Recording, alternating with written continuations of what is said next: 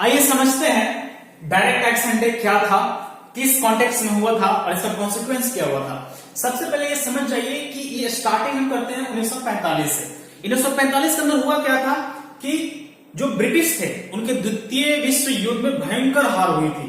और जब वो हार हुई थी तो उनको पहले सबसे बड़ा जो टर्म्स था वो ये था कि जितने भी कॉलोनी उन्होंने कब्जा किए हैं उसको जल्दी से जल्दी छोड़ना है, उनको आजादी देना है।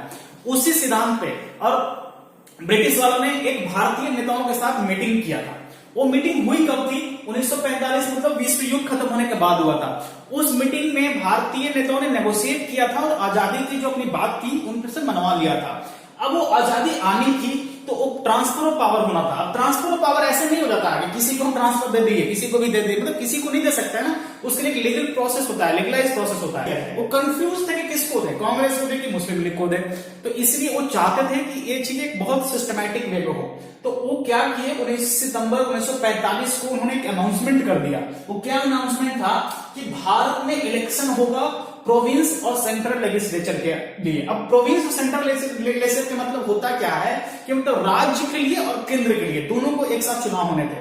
अब वो चुनाव एक ऑर्डिनरी चुनाव नहीं था, वो चुनाव का बहुत ही एक मीनिंग था, क्योंकि ये जो नॉर्मल चुनाव थे उस टाइप के नहीं थे। वो चुनाव के बेसिस पे ही कॉन्स्टिट्यूएंट असेंबली बननी थी और वो असेंबली क्या करता, यहाँ पे भारतीय संविधान को बनाता। जो आजाद भारत के अंदर एक अभी हम जो संविधान देख रहे हैं उसकी वहीं से नींव पड़ चुकी थी। लेकिन ये जो चुनाव का इलेक्शन का जैसे ही अनाउंसमेंट होता है, ये जो इतने भी पॉलिटिकल पार्टी थे ना, ये कुत्तों की तरफ पगला गए, अरे ससुराली का हो गया। तो उनको बहुत इंपॉर्टेंट था कि अब वो इस चीज को एग्रेसिव में ले। अब देखिए यहाँ पे जो मुस्लिम लीग है वो बहुत ही एग्रेसिव तरीके से इसको ली थी। अब ये रीजन क्या था, 1940 के अंदर ही ये मुस्लिम लीग बोल दिया था कि हम मुसलमानों के लिए एक अलग राष्ट्र चाहिए, होमलैंड को चाहते थे फॉर मुस्लिम मेजोरिटी। इस चीज को लेकर के पूरे भारत में बहुत एग्रेसिव कैंपेनिंग किए थे और उसका कॉन्सिक्वेंस ये हुआ कि इलेक्शन होना कब था, दिसंबर 1945 और जनवरी 1946 के अंदर। अभी जब चुनाव हुआ तो इस कैंपेनिंग से एक इसका ये हुआ कि पूरे देश में पोलराइजेशन हो गया, भयंकर पोलराइजेशन हुआ। ये पोलराइजेशन का नतीजा ये हुआ कि देखिए ये मुस्लिम लीग की जो सीटें थी वो सीटें में जहां पे मुस्लिम रिजर्व था, जहां पे मुस्लिम के लिए सीटें थी, वो सीटें तकरीबन 87% जो है कि मुस्लिम जीत चुकी थी और बाकी का जो 90% सीटें थी जो नॉन रिजर्व था वो कांग्रेस जीता था। मतलब एक देश में भयंकर पोलराइजेशन देख रहे हैं। मतलब 90% जो जनता थी वो कांग्रेस को वोट दी, मुसलमान ने 87% मुसलमान ने क्या मुस्लिम को वोट किया था। ये इलेक्शन का आउटकम्स जो हुआ था ये मेजर चीज समझिए। यहाँ पे ये मुस्लिम लीग है वो बंगाल में जीता था, बंगाल को जीत गया था पूरी तरह से, मतलब मेजोरिटी में आई थी। सिंध भी जीता था। यहाँ पे पंजाब में एक लोचा हो गया था कि पंजाब के अंदर मेजोरिटी बनकर तो बुरा था लेकिन सरकार नहीं बना पाया, सरकार सिर्फ बंगाल और सिंध में बना पाया था। अभी पंजाब में वो क्या हो गए, फेल हो गए। अब पंजाब में एक मिक्स रिएक्शन आया था क्योंकि वहां पे डिफरेंट वेराइटी ऑफ पीपल आते थे, मतलब डिफरेंट बैकग्राउंड से, चाहे रिलीजियस बैकग्राउंड ले या जो भी ले, मतलब सिख भी थे, हिंदू भी थे, मुसलमान भी थे। तो यहाँ पे पंजाब में सबसे बड़ा खेला किया गया था, वहां पे एक यूनिसनिस्ट पार्टी हुआ करती थी। वो एक सेकुलर पार्टी थी जो मुस्लिम लीग के जो था ना टू नेशन थियरी, उसके खिलाफ वो काम कर रही थी और उसको एक अच्छा सीट मिला था।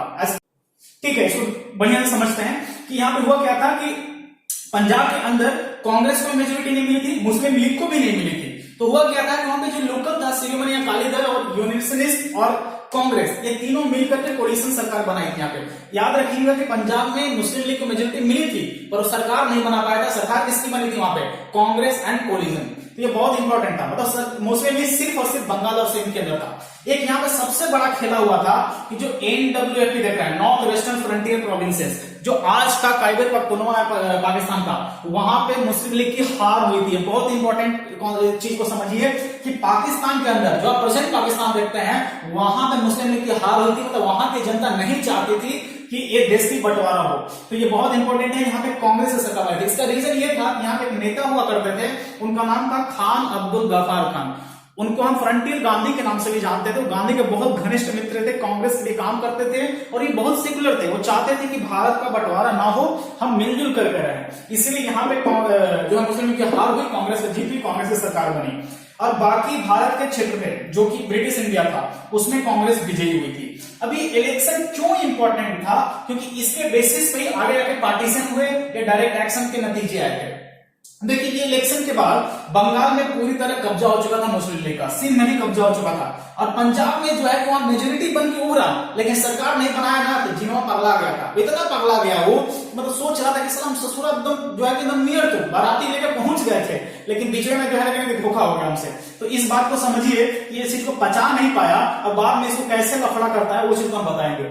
अब यहाँ पे आइए कि जैसे कि बताया उन्होंने कि संविधान बनेगा, इसके लिए एक उन्होंने कैबिनेट मिशन प्लान दिया था। वो कैबिनेट मिशन प्लान के अंतर्गत ये प्रपोजल क्या था, देखिए भारत में जो सरकार बनेगी वो कहीं ना कहीं 3 तरीके से होगी। एक क्या होगा, एक सेंटर होगा जहां जैसे प्रधानमंत्री होते हैं, लोकसभा होता है, जो आजकल देखते हैं दिल्ली में जो हो रहा है वो चीज था। दूसरा क्या था, ये ग्रुप ऑफ प्रोविंसेस, ये चीज आप नहीं देख रहे हैं फिलहाल, इसको हम समझाने की कोशिश करें कि हुआ क्या था। देखिए ग्रुप ऑफ प्रोविंसेस का मतलब होता है कि जैसे 3-4 राज्यों को मिलाकर के एक यूनिट बनाने का था। अब इसका जरूरत क्यों पड़ी थी, ये सिर्फ और सिर्फ जीना को सेटिस्फाई करने के लिए, मतलब उसको एकोमोडेट करने के लिए इस चीज को दिया गया था कैबिनेट मिशन के द्वारा। मतलब वो कह रहे थे कि 3-4 राज्यों को मिला करके एक ग्रुप ऑफ प्रोविंस बनाओ, उसके अंदर जो भारत का कंट्रोल होगा वो सिर्फ 3 चीजों में होगा, डिफेंस में और एक्सटर्नल अफेयर्स और कम्युनिकेशन में होगा। ये बात को बहुत ही तरह से कह सकते हैं कि कंट्री के अंदर एक कंट्री का ही पॉलिसी बना रहे थे, मतलब रहेगा तो भारत नहीं, भारत का संविधान वहां पे चलेगा, लेकिन ये सिर्फ 3 तरीके से, डिफेंस में, एक्सटर्नल अफेयर्स और कम्युनिकेशन, बाकी सब का सब जो है तो वो उसका अपना होगा। जैसे कुछ दिन पहले तक कश्मीर में चलता था, मतलब जम्मू एंड कश्मीर में, मतलब जम्मू कश्मीर भारत से मिला था, तो कुछ ऐसे ही चलता था स्टार्टिंग में। और जो ये प्रोविंस है जो आप देख रहे हैं, जैसे बिहार है, यूपी है, झारखंड है, उस तरह से बनेगा। मतलब ये चीज एक बिल्कुल डिफरेंट था जो अभी आप नहीं देख रहे हैं। अभी फिलहाल ए और सी ही प्रेजेंट है इंडियन कॉन्स्टिट्यूशन के अंदर, ऐसा कुछ नहीं है, इसको हटा दिया गया है, क्योंकि ये जो था, अभी इस बात को समझिए कि जो कैबिनेट मिशन जो प्रपोजल दिया था, ये जीना शुरू में एक्सेप्ट कर लिया था, बहुत खुश हुआ था कि चलो हमारा जो है ना कि जो हम सोच रहे थे वो हो गया। लेकिन इसको एक प्रॉब्लम बाद में समझ में आया कि इस प्रपोजल को हम अगर एक्सेप्ट कर लेते हैं तो भैया हमारा जो सपना है ना प्रधानमंत्री का, वो हम कभी नहीं बन पाएंगे। बंद हम टुकड़े हुए 3-4 राज्यों के जो है ना कि सब प्रधानमंत्री बन जाए, सब ऑर्डिनेट प्रधानमंत्री बन जाएंगे, लेकिन हम बड़ा प्रधानमंत्री नहीं बन सकते। इसीलिए क्या किया सोचा कि इसको रिजेक्ट कर दिया। रिजेक्ट कब किया था, कि रिजेक्ट कर दिया जुलाई 1946 में। अब देखिए कि इलेक्शन का रिजल्ट कब आया था, जनवरी में इलेक्शन हुआ है, जनवरी में रिजल्ट आया होगा, मार्च में कुछ ये कैबिनेट मिशन का जो प्रपोजल उसी टाइम में आया था उसको एक्सेप्ट किया, और जुलाई में मतलब कि कुछ 3-4 महीने बाद इसको रिजेक्ट भी मार दिया। अब रिजेक्ट मारने के लिए सबसे बड़ा रीजन हमको यही लग रहा है, वो सोच रहा होगा कि हम प्रधानमंत्री नहीं बन पाएंगे, अब इसकी वजह से उसको रिजेक्ट करना पड़ा। और जैसे ही इसको रिजेक्ट करता है, वो 16 अगस्त को सूद उठ के प्लान करता है कि अब हम क्या करेंगे, तो एक काम करो, पूरे मुसलमान जो भारत में उसको भड़काओ, बोलो भैया हमको अब ऐसे काम नहीं चलेगा, ये ससुरा हमको सबऑर्डिनेट बन के नहीं रहना है, हमको अलग ही देश चाहिए। इसलिए उन्होंने 16 अगस्त 1946 को डायरेक्ट एक्शन डे डिक्लेयर कर दिया था। अभी डायरेक्ट एक्शन डे का मतलब क्या होता है कि ये भारतीय मुसलमानों को, इस बात को सोचिए, वो किसी और को नहीं बोला था, भारतीय मुसलमानों को बोला था कि तुम जाके सड़कों पे प्रोटेस्ट करो, हंगामा करो, जो करना है करो, कि हमको भैया जो है कि एक सेपरेट होमलैंड दे दो, मतलब एक मुसलमानों के लिए अलग से देश दे दो। अब समझो कि जो डायरेक्ट एक्शन डे था यही रास्ता था बाद में पार्टीशन के लिए। अगर ये नहीं किया होता, इस प्रपोजल को अडिग रहता, तो ये भारत की बंटवारा नहीं होता। हो सकता था कुछ ऐसे सिचुएशन आते जहां पे ग्रुप ऑफ स्टेट होता, वहां पे प्राइम मिनिस्टर का रूल चलता, लेकिन कुछ सिचुएशन के अंदर। लेकिन उसको रिजेक्ट करने के बाद डायरेक्ट एक्शन डे जो था ना, यही मेन था भारत के बंटवारे के लिए। अब देखिए कि ये जैसे ही अनाउंस करता है, तो कोई भी आज भी होता है कि कोई पार्टी के नेता जैसे ही अनाउंस करते हैं, उसको सारे वर्कर जो कार्यकर्ता होते हैं पगला जाते हैं। ससुरा सवेरे उठ सूट के आएगा, मुंह नाक धो धा करके, और लगेगा जो है ना कि अपना नेतागिरी चमकाने।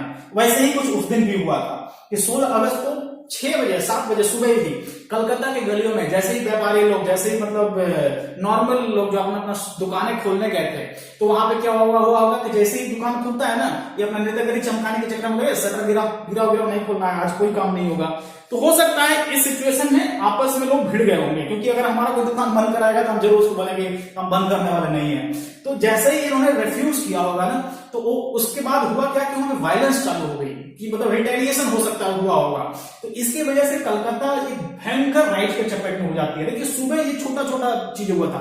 अभी सुबह हुआ कहां था, ये उन इलाकों में हुआ था जहां पे हिंदू मेजोरिटी में थी, मतलब उनकी दुकानें होंगी, उनकी बिजनेस होगी, वहां पे जाके बंद करा रहे होंगे, क्योंकि मुसलमानों के एरिया तो ऐसे ही बंद हुआ होगा, हिंदू एरिया खुला होगा तो उसमें बंद करा रहा होगा।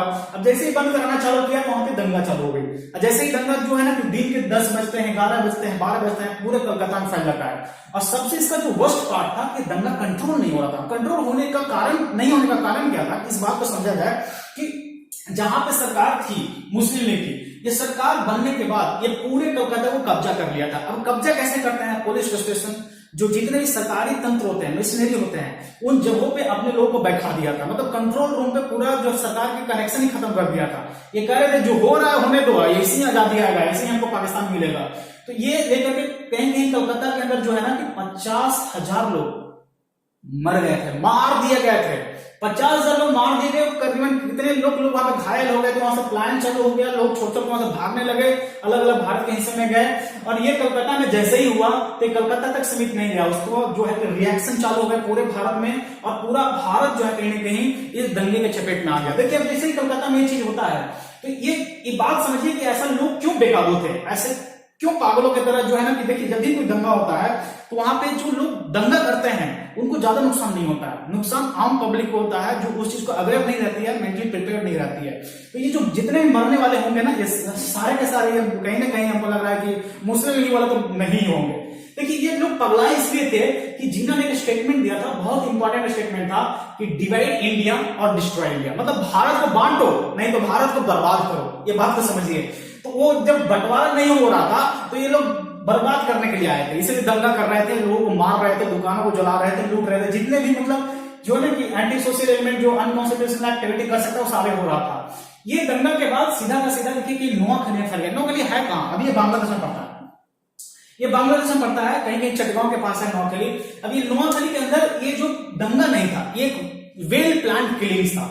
यहाँ पे सारे मुसलमानों ने मीटिंग किया था और मीटिंग इस कर करके जो वहां के 2-3 इंपॉर्टेंट बिजनेसमैन थे उनके घरों को, उनके दुकानों को, वहां पे हिंदुओं को जलाया, खत्म किया। मतलब ऐसा कहा जा सकता है कि यहाँ पे प्लान किलिंग था, एक पर्टिकुलर जीनोसाइड बोल सकते हैं, एक पर्टिकुलर रिलीजन के लोगों को यहाँ पे खत्म कर दिया गया नोआखली के अंदर। अब ये चीजें जैसे ही वहां होती है उसका आग बिहार के अंदर फैलता है। अब बिहार के अंदर देखिए यहाँ पे 4-5 जगह हम लेकर हैं, तो सारा फिटनेस जगह है, यहाँ पे जरूर कुछ न कुछ हमेशा होता है। अब बिहार के जो शुरू हुआ तो छपरा सिवान हुआ था, इसी बदनाम है दोनों जिला।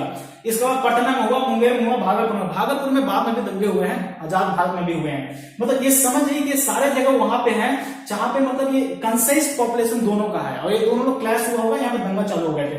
अब बिहार में दंगा हुआ तो सीधे बिहार से फिर उत्तर प्रदेश के बाद भागा, इसको यूनाइटेड प्रदेश बोलते हैं। यहाँ पे क्या हुआ था कि एक मेला लगी हुई थी, मेला में जो हिंदू मेला था वहां पे पिलग्रिम का मेला चल रहा था, वहां पे लोग इकट्ठे हुए और उसके बाद उन्होंने मुसलमानों पे हमला किया। मतलब ये रिटेलिएशन होता है। देखिए जब भी दंगा होता है किसी एक को गलत नहीं कह सकते हैं, दोनों हाथ से ताली बजती है। तो यहाँ पे रिटेलिएशन हुआ, यहाँ पे मुसलमानों को मार दिया गया। इसके बाद पंजाब के अंदर, पंजाब तो भयंकर जल रहा था। अब जलने का कारण क्या है कि यहाँ पे मल्टीपल रिलीजन के लोग रहते हैं, सिख भी है, हिंदू भी है, मुसलमान भी है। जो दूसरा पार्ट था जो अभी पाकिस्तान के अंदर चला गया वहां पे मुसलमान डोमिनेटेड है, इधर क्या था सिख और हिंदू थे। तो ये भयंकर चपेट में आया, इसका हम अलग से बात करते हैं। और ये चपेट में आने के बाद नॉर्थ वेस्ट फ्रंटियर प्रोविंस जो होता है वहां भी दंगा फैल गया। और इसके बाद जब ये चीजें इनको कंट्रोल में नहीं हो रही थी तो गांधी जी एक स्टेटमेंट बोले थे कि अगर भारत चाहता ही है कि ब्लड बात हो, मतलब ब्लड शेड हो तो होने दो, ये भारत शायद भारत माता की ये रिक्वायरमेंट है। तो मतलब गांधी जी भी सरेंडर कर चुके थे, वो जान रहे थे कि कुछ कंट्रोल में नहीं होना है। ये सब चीज होने के बाद कहीं ना कहीं हमको लगता है कांग्रेस एक्सेप्ट कर लेती है उस चीज को कि चलो पार्टीशन हो रहा है तो होने दो। अभी डायरेक्ट एक्शन के डिक्लेयर होने का प्रॉब्लम क्या था, क्यों जीना डायरेक्ट एक्शन चाहता था? देखिए ये प्रपोजल को रिजेक्ट कर दिया और फिर डायरेक्ट एक्शन डिक्लेयर किया। इसलिए किया, उसको ऐसा लगा कि हम ये कर रहे हैं, वो बहाना मारा कि कांग्रेस इसको सीरियसली नहीं ले रही है, लेकिन उसको रियलाइज हुआ होगा कि ये करने को हम प्रधानमंत्री नहीं बनेंगे सर, इसलिए उन्होंने डायरेक्ट एक्शन को मंजूर किया और कैबिनेट मिशन प्लान को रिजेक्ट कर दिया था। ठीक है, अब पंजाब के अंदर बात समझिए कि हम यहाँ से थोड़ा सा कनेक्ट करने की कोशिश कर रहे हैं कि पंजाब के अंदर मुस्लिम लीग की सरकार नहीं बनी थी। यहाँ किसकी सरकार बनी थी? कोलिशन गवर्नमेंट बनी थी। अब कोलिशन गवर्नमेंट जब बनी थी तो यहाँ पे मुस्लिम लीग उसको बर्दाश्त नहीं कर पाया, तो हम लोग पहुंच चुके थे। कैसे बिहार में हुआ था तेजस्वी यादव पहुंच करके भी सरकार नहीं बना पाया, बना लिया नीतीश कुमार, वैसे ही कुछ यहाँ भी हुआ था। एकदम नजदीक पहुंच गया था लेकिन मेजोरिटी से पीछे रह गया और जो लोग 2-3 थे ना वो मिलकर सरकार बना लिए थे। तो ये जब ऐसे हुआ यहाँ पे तो यहाँ पे मुस्लिम लीग जो पंजाब का था एक सिविल डिसोबीडियंस चला दिया, मतलब हम सरकार के किसी भी काम में सहयोग नहीं करेंगे, उसके चीज को मानेंगे नहीं, हमको मतलब एक अपने तरीके से चलना है। तो यहाँ पे ये सब चीज हुआ तो एक तरह से मतलब अराजकता फैल गई, और जब अराजकता फैल गई तो कहीं ना कहीं ये लीड्स टू कोलैप्स ऑफ मतलब गवर्नमेंट, मतलब सरकार बाद में जाकर के गिर गई इस चीज को। तो समझ लिया कि यहाँ पे सरकार टिक नहीं पाई थी, बाकी जगहों पे तो टिकी हुई थी, लेकिन यहाँ पे बहुत जल्दी कोलैप्स कर गई थी। ये सिचुएशन पंजाब का है। और पंजाब में वहां पे गवर्नर रूल लग गया था, और गवर्नर रूल लगने के बाद कोई कंट्रोल में नहीं था, भयंकर दंगे हुए। मतलब सबसे जो इफेक्टेड एरिया था, ये सब तो स्टार्टिंग इफेक्ट हुआ था, बाद में सबसे भयंकर जो जला वो पंजाब ही था। पंजाब जला और कलकत्ता मतलब बंगाल जला। मतलब जो भी स्टेट के दो टुकड़े हुए, पंजाब के भी दो टुकड़े हुए, बंगाल का भी दो टुकड़े हुए। ये स्टेट्स में भयंकर दंगे हुए थे, बहुत सारे लोगों को मारा गया था। और हमें नहीं लगता है कि ये चीजें रिक्वायरमेंट था, जिन्ना जी जो किए थे वो बिल्कुल गलत किए थे। इस बात को इसलिए हम कह रहे हैं कि ये समझिए कि पाकिस्तान में रहने सबसे बड़ा हाथ जो था वो कहीं ना कहीं देखिए नॉर्थ वेस्ट फ्रंटियर प्रोविंस का तो था ही नहीं, वहां के लोग वोट ही नहीं किए थे। ये मतलब हमने बनाया था कहीं ना कहीं। देखिए बनाने में हाथ सबसे ज्यादा जो था बंगालियों का था, बंगालियों ने बनाया था इस चीज को, पंजाबियों ने बनाया था इस चीज को। ओके, तो ये चीज पाकिस्तान बना और ये बिल्कुल